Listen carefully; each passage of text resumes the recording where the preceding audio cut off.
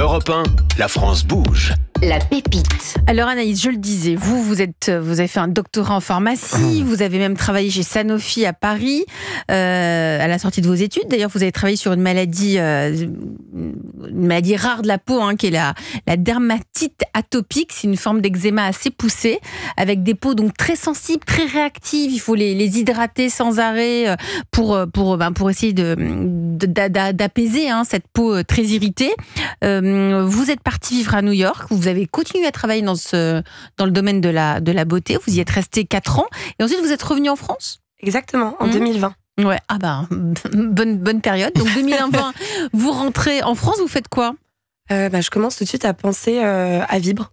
Et je commence à créer la marque. Vous avez toujours voulu être entrepreneur ? Oui. Ouais, malgré Sanofi, malgré le doctorat en pharmacie, parce que c'est pas vraiment la voie. Mais pourquoi ? J'avais pas envie en fait d'être entrepreneur, mais j'avais plutôt envie de créer un changement. J'avais envie de faire évoluer les industries. Et pourquoi ? Parce que ce que vous avez eu chez Sanofi ou ailleurs, vous vous disiez il y a des choses à faire ? Exactement. Dans l'industrie de la beauté, on est encore sur des marques qui sont très binaires, hommes ou femmes, ouais. Naturelles ou pétrochimiques. Aujourd'hui, on n'est pas sur du blanc ou noir. Il y a vraiment une alternative à chaque fois. Donc l'envie un peu de faire évoluer cette industrie pour répondre aux besoins des consommateurs qui sont changeants. Donc vous avez créé cette alternative. Elle est née vraiment en 2024. Donc cette année, à Paris, vous allez pitcher Anaïs. Ça s'appelle Vibre. Et puis on se retrouve tout de suite après. Vibre, c'est quoi ? Allez, c'est à vous. Est-ce que vous avez remarqué que votre peau évolue en permanence ? Un jour sensible, le lendemain sèche et le mois suivant sujette à l'acné. C'est normal car la peau est un organe en constant changement. Mais cette dynamique rend le choix d'un soin efficace sur le long terme très compliqué. Et donc c'est pour ça qu'après mon doctorat, j'ai créé Vibre. Des soins clean et cliniques qui s'adaptent de manière intelligente et naturelle aux besoins changeants de votre peau grâce au biomimétisme et aux biotechnologies. Les résultats sont là. Notre nettoyant réduit de 92% les imperfections quand la peau est acnéique, décuple l'hydratation quand la peau est sèche et atténue les taches brunes quand la peau est hyperpigmentée. Mais Vibre, c'est aussi une marque engagée. On utilise les biotechnologies pour préserver les ressources naturelles. Nos formules véganes bannissent plus de 3000 ingrédients controversés et on casse les stéréotypes de la beauté. Donc Vibre, c'est des soins qui s'adaptent à votre peau pour plus de simplicité, d'efficacité et de sécurité. Donc chez vous, tout le monde peut l'utiliser. Vous pouvez nous retrouver sur vibre-paris.com. Merci Anaïs Bombili pour votre pitch de Vibre. On a chacun un petit gel, un petit nettoyant purifiant avec donc il y a écrit dans la composition probiotique, acide salicylique et puis voilà. Et il y a écrit 100% indique une peau plus douce après utilisation. Exactement. Donc en fait, ici on a mis sur le packaging les ingrédients aujourd'hui que le consommateur et la consommatrice connaissent le plus. Mais ça n'empêche qu'on a d'autres biotech et d'autres ingrédients qui sont inscrits. Benjamin. Et alors, les probiotiques, on les voit souvent dans les compléments alimentaires pour les intestins. Là, on en a maintenant c'est vrai. Et on en a maintenant dans les produits cosmétiques parce qu'il y a des bonnes bactéries, c'est ça, sur la peau. Exactement. En fait, c'est toujours une question d'équilibre. Tout ce qu'il faut, c'est équilibrer le microbiome, donc les bactéries, et renforcer justement la structure de la surface cutanée, donc ce qu'on appelle le film hydrolipidique. Moi, ce que je comprends pas, c'est comment vous vous différenciez par rapport à ce qui existe déjà. On le voit, c'est un secteur qui est ultra concurrentiel. Là, vous avez en plus choisi un packaging qui est très simple, blanc. On se dit c'est propre. Il y a quelque chose de premium. Ça rassure, ça fait un peu clinique, ça fait dermocosmétique. Ouais. Mais qu'est-ce qui vous différencie ? Vous parlez de biomimétisme, là on le voit pas sur le paquet. C'est quoi ? Qu'est-ce qui fait que je vais aller me tourner vers Vibre ? Simplement parce qu'aujourd'hui, on a beaucoup de personnes qui vont nous dire ok, donc une fois par mois, moi j'ai de l'acné hormonal, que ce soit un adolescent ou une femme qui a ses menstruations, par exemple. Mais en fait, la semaine suivante, j'ai la peau sèche et après, il va faire froid, donc j'ai la peau aussi très sensible. Et en fait, aujourd'hui, dans la cosmétique, on va avoir des soins qui vont traiter une problématique quand elle est là, mais qui vont pas forcément la prévenir. Donc justement, ici, l'idée, c'est vraiment d'avoir des soins qui vont venir équilibrer votre peau sur le long terme pour à la fois venir prévenir toutes ces problématiques, d'où par exemple la disparition de l'acné hormonal sur les personnes qui utilisent. Donc elle s'adapte en temps réel, c'est ça le biomimétisme ? Elle s'adapte à votre peau. Le biomimétisme, c'est mimer le vivant, biologie et mimétisme. Ouais. Mais dans la cosmétique, c'est ça. Et nous, c'est mimer le fonctionnement de la peau pour l'optimiser. Guillaume Darouzet, vous êtes le patron d'Yves Rocher. Quel regard portez-vous sur Vibre ce soir sur Europe 1 ? C'est une marque qui a l'air premium, qui est intéressante parce qu'elle est inclusive. Maintenant, il faut travailler effectivement la distribution parce que la difficulté dans le secteur cosmétique, c'est plus de 10 000 marques de cosmétiques. Comment on se différencie, comment on prend la place dans les magasins. Comment on prend sa place et comment on trouve ça. Vous avez déjà une communauté, Anaïs ? Oui, on a déjà une communauté donc sur les réseaux sociaux, sur Instagram. Et en plus, on a mis en place un programme d'affiliation. On en parlait tout à l'heure. En gros, à partir du moment... Tout à l'heure, c'était avant l'émission, parce que moi, j'étais pas là. D'accord. Pardon, excusez-moi. On n'a pas entendu. Avant l'émission. Donc, on peut s'inscrire sur le site web. Ouais. On obtient un lien et à partir du moment où quelqu'un va utiliser votre lien pour acheter sur le site web, on va vous verser 20% de son panier. Ah, d'accord. D'accord, donc il y a un programme de fidélité.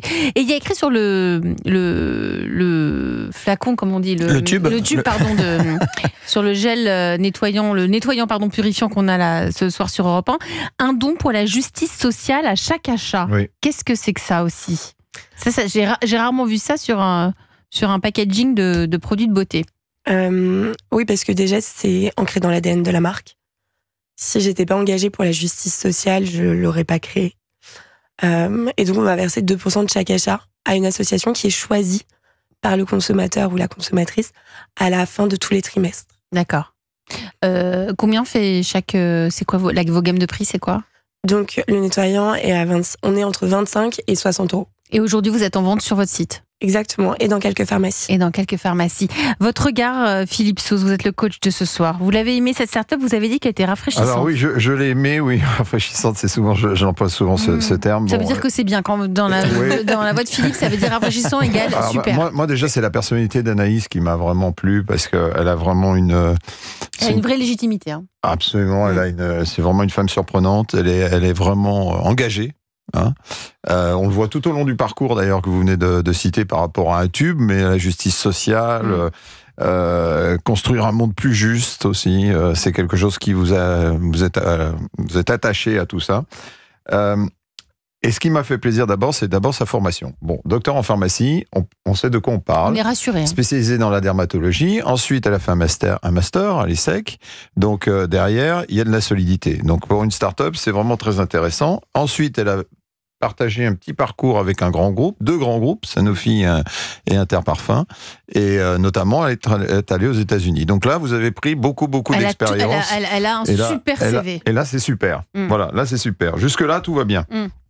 La marque, alors la marque Vibre Paris, donc et ça, alors évidemment nous sommes 5 sur le plateau, tout le monde va réagir de manière différente, mais Vibre, c'est court, c'est efficace, ça se retient et ça c'est bien. Oui. Voilà, donc Vibre Paris, c'est très bien. Oui, le nom est beau.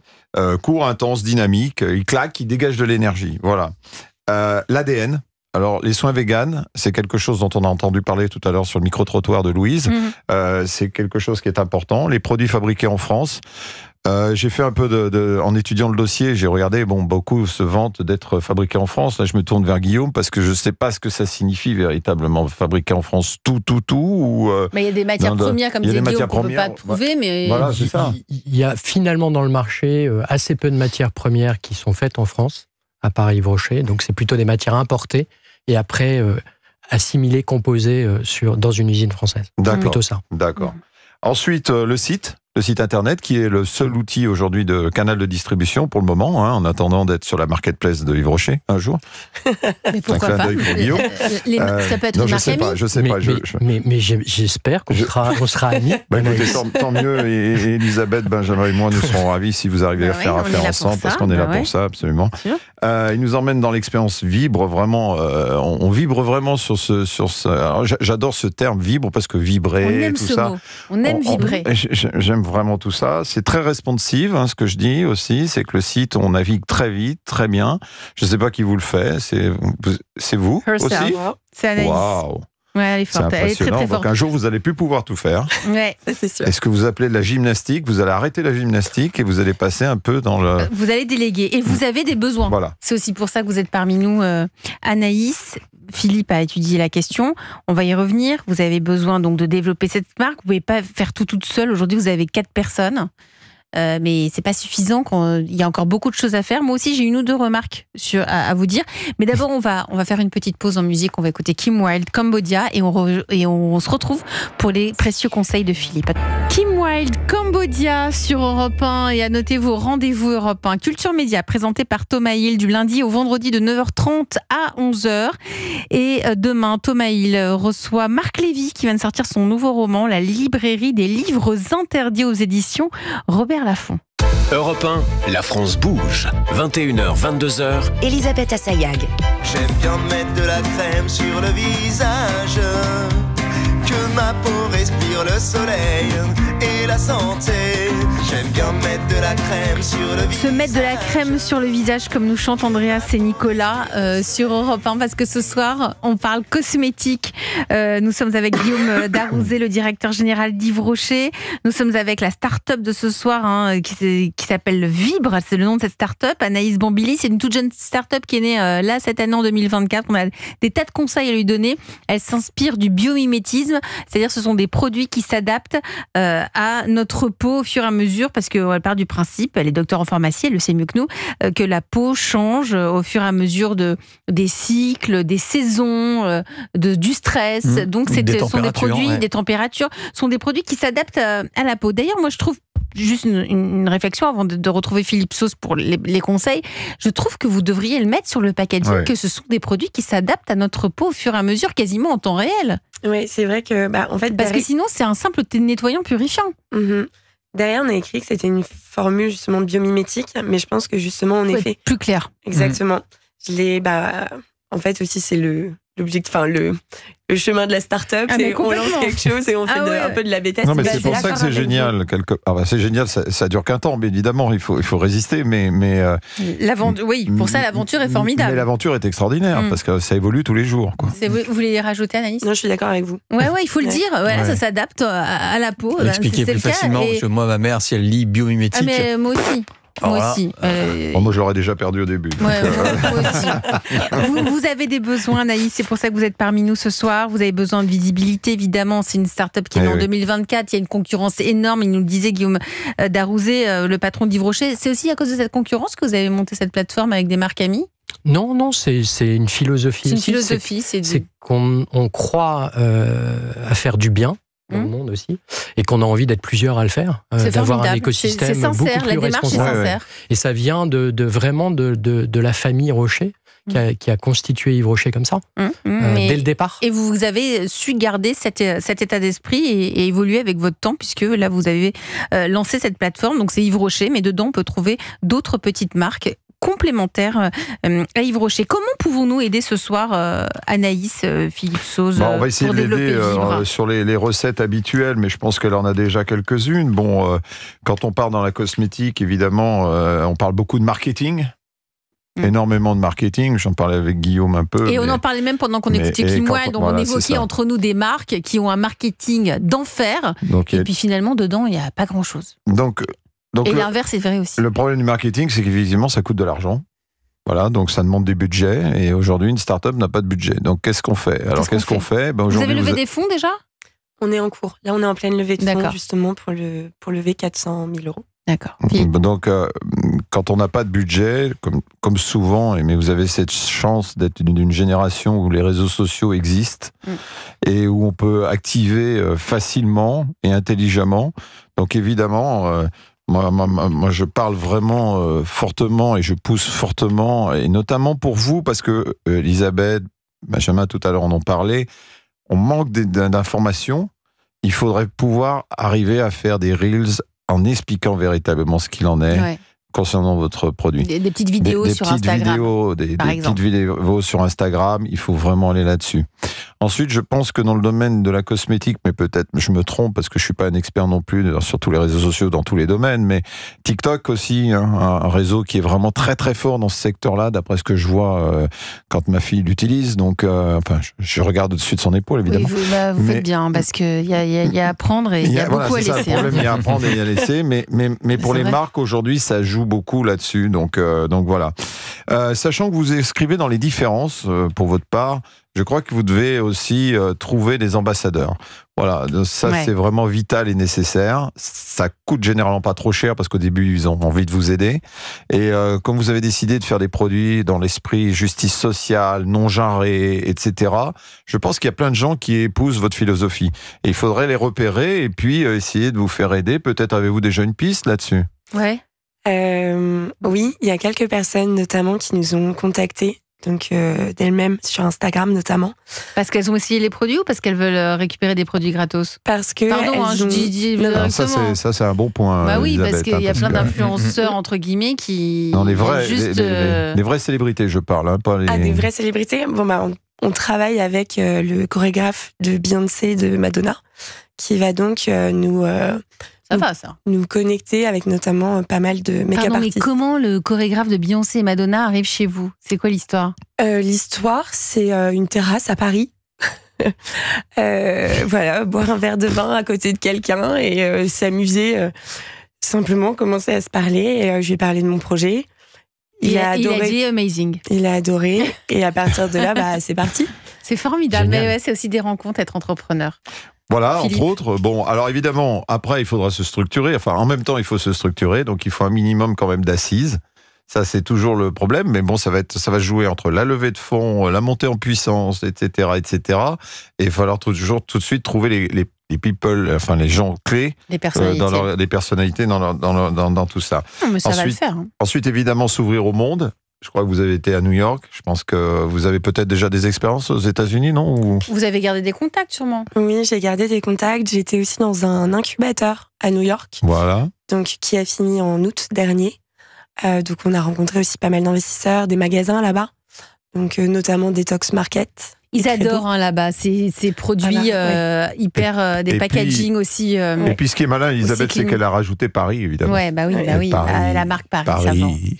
Ça vend, ça fait donne Paris, confiance. C'est magique. Pas exactement. Ah ouais. Mais... Non. Le petit clin d'œil. Voilà. Et justement sur ces produits de beauté, donc vous la suite, là vous avez que vous avez 3 produits. Vous avez la crème repulpante, le sérum régénérant et le nettoyant purifiant. 3 catégories de produits. Vous pourrez faire quelque chose avec Guillaume Darrouzé avec Vibra. Je pense que vous allez échanger les cartes tout à l'heure. Ah, mais c'est sûr qu'on va échanger. Après, toutes les marques amies qu'on reçoit doivent remplir cette charte de responsabilité RSE très forte. Donc, on va regarder avec Anaïs si elle peut la remplir.